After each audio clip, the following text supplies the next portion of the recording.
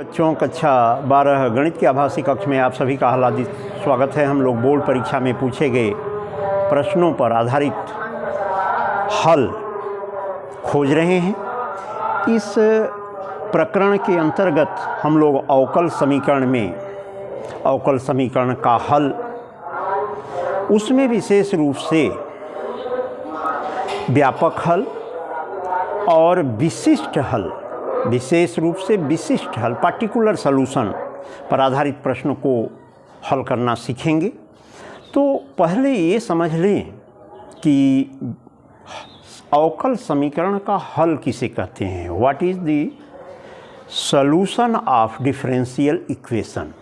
तो differential equation का जो हल होता है उसके विषय में बताया गया है। यह दिए गए अवकल समीकरण के चरों में एक तरह का संबंध होता है जो दिए गए अवकल समीकरण को संतुष्ट करता है, साथ ही साथ उसमें अवकलज से वह स्वतंत्र होता है, यानी उसमें डिफरेंशियल कोफिशिएंट उस हल में नहीं होता है। जब इस तरह का हल प्राप्त किया जाता है तो इस हल को अवकल समीकरण का हल कहते हैं, जो यहाँ हमने परिभाषा में लिख दिया है। अब आते हैं व्यापक हल या जनरल सॉल्यूशन किसे कहते हैं। What is the general solution of differential equation.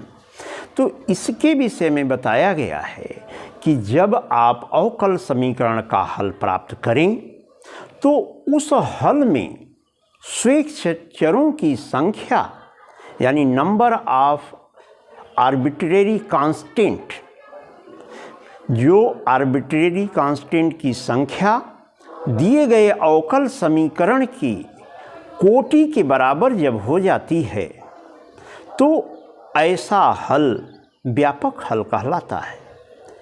तो ऐसी स्थिति में यह व्यापक हल हो जाता है। अब आते हैं जो कि बोर्ड परीक्षा में अक्सर पूछा जाता है कि दिए गए अवकल समीकरण का विशिष्ट हल ज्ञात कीजिए। अब कभी कभी चौंकाते हैं परीक्षक और उसमें विशिष्ट हल भी नहीं लिखते हैं और वो x और y का मान दे देंगे, इसके अंतर्गत हल निकालिए, तो आप समझ जाएंगे कि यह विशिष्ट हल यानी पार्टिकुलर सॉल्यूशन पूछ रहा है। तो पार्टिकुलर सॉल्यूशन यानी हल, विशिष्ट हल क्या है। आप पहले अवकल समीकरण की से व्यापक हल प्राप्त करते हैं।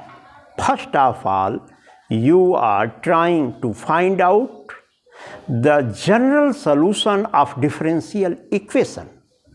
आफ्टर दैट, उसके बाद आप दिए गए आर्बिट्रेरी कांस्टेंट, यानी कि आपने जितने आर्बिट्रेरी कांस्टेंट प्राप्त किए हैं उन आर्बिट्रेरी कांस्टेंट यानी स्वेच्छ चरों को विशेष मान जब दे देते हैं तो इससे आच्छादित यानी बना हुआ समीकरण विशिष्ट हल वाला समीकरण कहा जाता है। तो इस पर आधारित एक प्रश्न को समझते हैं जिससे आप परीक्षा में आसानी से इसे कर सकें। एक प्रश्न है, अवकल समीकरण dy/dx is equal to e⁴ax cos y की को हल कीजिए, जबकि x बराबर 0 y बराबर 0 दिया है। अब इसमें देखिए, इसमें तो कुछ नहीं कह रहा है कि यह आप विशिष्ट हल कीजिए, लेकिन आपको समझ जाना होगा कि this is the solution as a particular solution of differential equation. तो इसे हल करते हैं और इसे समझते हैं। अब लिख लेते हैं अवकल समीकरण dy/dx is equal to e⁴ax cos y, और पृथक्करण से चरों के पहला नियम यह है हल करने का। अवकल समीकरण चरों के पृथक्करण यानी variable by variable separable. Variable को एक तरफ माने x को एक तरफ y को एक तरफ रखने का नियम जो है, पहला हल करने का जो तरीका है अवकल समीकरण, उससे dy अपॉन cos y लिख लेते हैं बराबर e⁻ ax dx लिखते हैं। अब पृथक्करण हो गया प्यारे बच्चों, y की तरफ y, x की तरफ ax, यही है वेरिएबल से प्रभु। तो इसने आपने कर लिया। तो अब इसका इंटीग्रेशन करेंगे तो एक सूत्र आपको मालूम है, लिख दे रहे हैं और आपको लिखना भी है पूरा अंक पाने के लिए। तो ये चूँकि cos sec x का x के सापेक्ष समाकलन जो होता है, इंटीग्रेशन ऑफ sec x, तो इसका इंटीग्रेशन दोनों तरफ आप कर रहे हैं। तो sec x का इंटीग्रेशन बताया गया है log sec x plus tan x plus integral constant c।